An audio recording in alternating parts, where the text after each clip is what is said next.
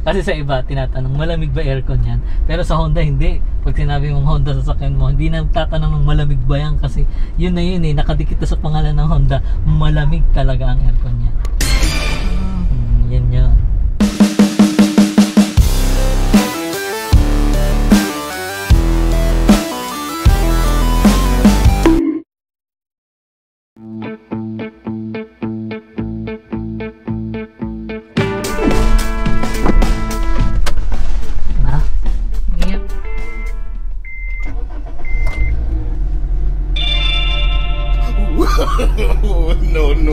No.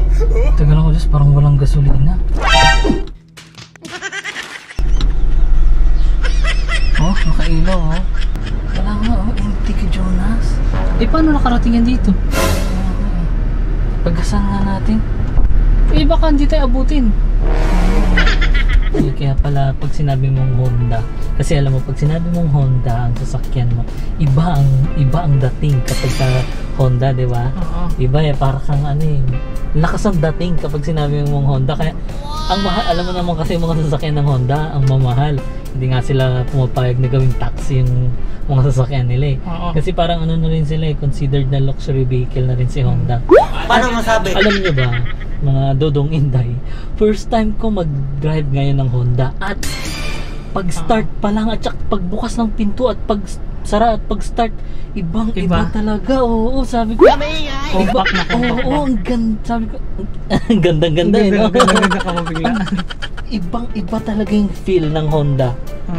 Take note. Ano to hatchback ito. Ano bang Honda to?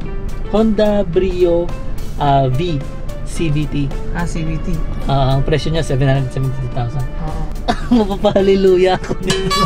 Pag start ng engine, grabe ang tahimik. Rinig mo mag-start pero napakapulido ng ang ganda ng tunog. Oo. Pang ano to, pag sinabi mo talagang Honda, pang karera eh. Yung screen no? Pinakabit niya yan eh. Pinakabit niya yan QCY. QCY? QCY na brand ng QCY. Touchscreen yan eh no? Ayaw nga no? Diba? Ito, yan din may LCD din siya na ano. Oo. Grabe, ang ganda. Di pa natatanggal yung mga plastic tignan din mo, bagong-bago pa. Tapos ano? tignan mo yung seat belt niya. Ibang-iba yung ano niya, yung pagpasok mo dito sa ano niya, sa pakaw. Yung pinaka-pakaw. Iba talaga gumawa si Honda. Ay putik. Ano? Take note. Mga guys, Dodong Inday, Honda to, pang karera. 1.2 sa ganito kaliit na kotse. 1.2.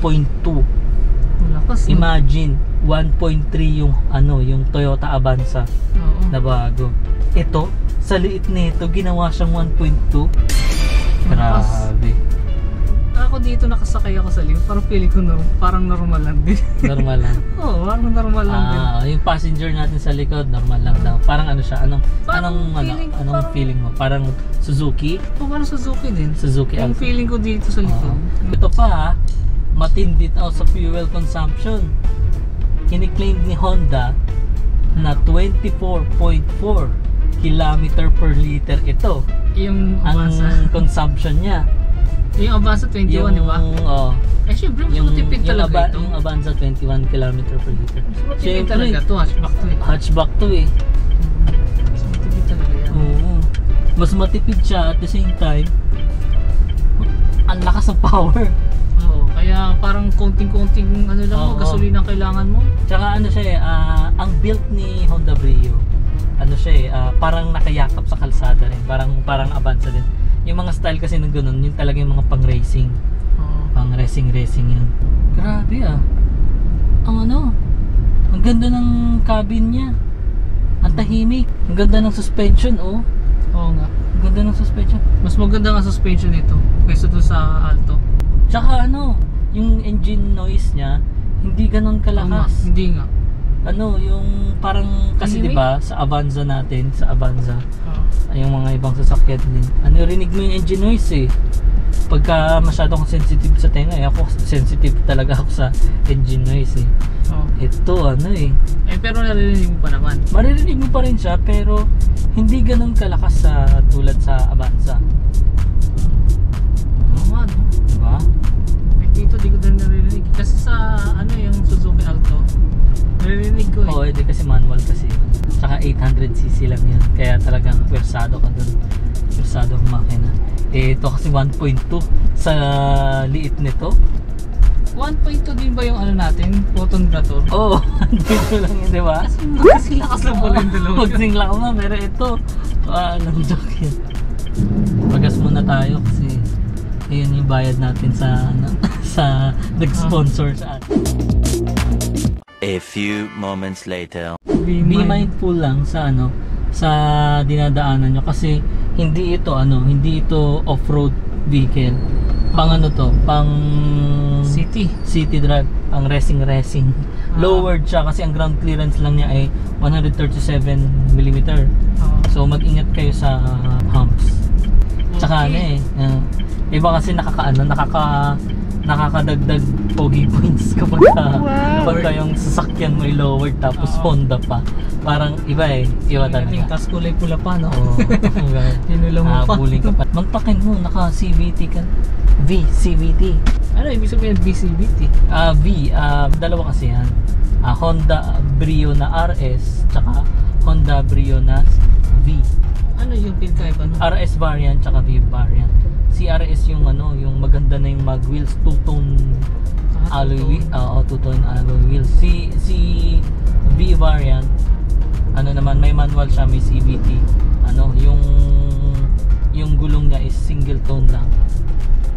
Tignan mo, yung aircon ko naka 1 pa lang pero ang lamig na. Malakas yung aircon niya, no? Honda, syempre Honda. Doon sila kilala sa malamig ba yan? Hindi mo kasi sa iba tinatanong malamig ba aircon yan? Pero sa Honda hindi. Pag sinabi mong Honda sa sakyan mo, hindi na tatanong ng malamig ba yan kasi yun nakadikit na sa pangalan ng Honda, malamig talaga ang aircon niya. Yan yun. Ito namang steering wheel niya, electronic power steering wheel na tilt lang ang nagagawa, hindi siya telescopic. Tilt lang. And alam mo alam mo yung view ko dito, ang ganda ng view malawak yung view ko dito at feeling ko talaga nagda-drive ako ng sports car. Kasi considering na na lowered itong sasakyan na to, feeling ko lang parang nagda-drive ako ng lowered na sports car. Wow! Yung level ng ko dito, ng salamin ko dito sa dito. Saktong-sakto ang baba.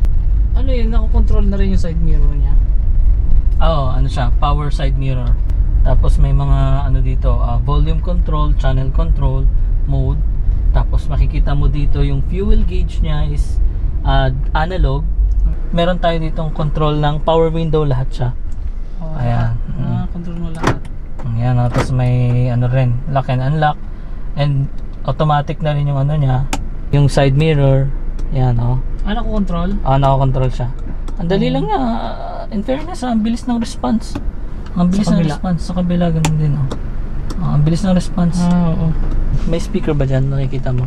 Speaker, meron dito. May speaker, Meron? Ayun, speaker yun, Ba't ang speaker nito? Grabe, pang fanboys talaga to, Diffin antenna ang VCVT ng Honda Brio. Ano lang siya, yung parang antena lang talaga. Tinanggal na lang. Tapos ito pa makakagulat dito, mga dudulutay. Kahit hindi siya ganun maliit Malapat siya Malapat yung malapat. Talagang pang racing talaga. Racing. Galing ha? Yung nakakagulat yung loob na ito, yung trunk space sa likod. Tapos ito pa, ang ganda ng pindot. Ay, pinipindot din? Simple lang. Yeah. Ay, pinaleather niya yung di ba? Pero ito kasi bagong lagay. Ang VCVT kasi black fabric siya. Fabric. Pinaleather na. Pinaleather bago lang Tingnan mo naman. Luwag nga parang pwede ka humiga dyan isang tao pwede humiga dyan. Kasya ka dito. Pero malalim pa nga Malalim, di ba? Tapos yung niya, yung cargo ng niya. Yung sa ilalim niya, ito nakakagulat. Di ba palalim niya? Yung, ang lalim na. Tapos mayroong spare tire na steel. Steel rim na. Full close mo. So, magiging 700 liters to. Ay, pwede pa lang pang karga yan Diba? Hindi lang pang karera. Hindi lang pang karera, pang cargo pa. Saan ka pa?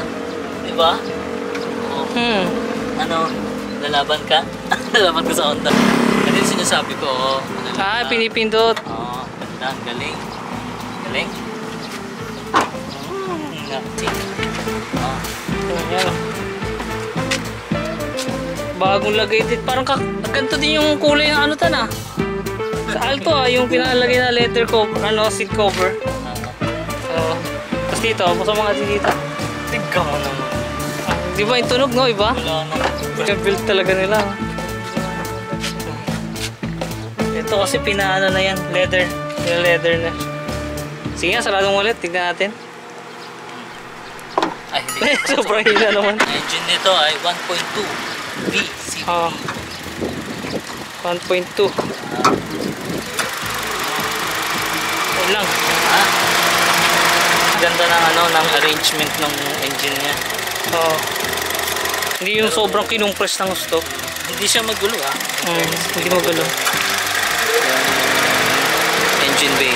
Mas maganda nga talaga kasi ito kinuberan pa nila sa Avanza na walang cover. Malinis talaga Mas malinis tignan. engine bay ng ng Honda pag sila gumawa.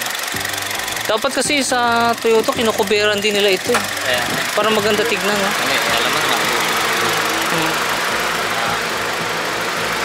Point to siya, so hindi mo na alam mo pag mga Honda sasakyan, hindi mo na kailangan i-test yan sa mga ahonan.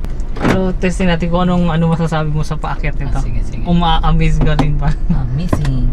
Natin. Matarik yan, matarik. Alam mo yun na ang lakas niya kahit na yung medyo inclined, hindi ka pa naggagas, hindi ka pa nag-inaapakan yung gas pedal, pero kahit paahon ka, umaandar na siya eh. Sa liit kasi ng katawan niya. Talagang kaya-kaya. Oo, tapos 1.2. Dito muna tayo. Sige, subukan natin sa hill. Subukan natin. Kunyari, traffic. Andar na ulit. Ayun, wala siyang hill start. Yun lang ang dito. Wala kasi siyang hill start assist. Hindi naman yun eh. Oo, grabe ang lakas. Huwag kayong mabibigla kasi wag yung biglang persang apa kasi alam nyo naman 1.2 ito. Maliit lang yung katawan niya kaya wag nyo bibiglain na apa ka. Huwag kayong magigil. Sige, yakit na tayo sa taas. May dadaan tayo. Iba kasi, ang market kasi nitong si Brio, pang racing style. Pang racing, pang siya, pang forma. Si Suzuki Espresso, siya naman siya, versatility naman yung parang, pwede mo siya sa off-road, pwede rin siya sa ganitong kalsada. Pero kasi si Espresso, 1,000cc, ito naman 1,200cc. Kaya nasa sa'yo na kung anong preferred mo, kung saang lifestyle ang gusto mo. Pang ganito ka ba, Honda o pang Espresso, yun. Pero para sa akin nakalaban talaga nito Suzuki Swift na hatchback. Yun ang kalaban niya. At yung niya, yung piano black niya, yung style dito, nagagandahan talaga ako kasi yung piano black talaga nakaka-social din tignan sa sasakyan. Tsaka makintab. Makintab. Kaya nga lang medyo mahirap siyang alam mo naman piano black, medyo mahirap siyang i-maintain yung ganda kasi magkaka-scratch siya. Iba na talaga pagka CVT talaga yung sasakyan mo. Ganda talaga para sa akin. Smooth pagka CVT siya. Well, yung iba kasi ayaw yata ng iba ng CVT, pero para sa akin ang ganda ng CVT. Ayun yung Espresso, bagong Espresso. Ganda, no? Yun taga dito. Next time, Espresso naman, yung EGS naman yung subukan natin in live. Sana makapag-drive tayo ng Espresso. Pero ito ang ganda na ito. Bagay ito sa mga bagong mga newly driver. Mare-recommend ko sa inyo. Alam mo yung view ko talaga dito sa sasakyan nito, ang laki.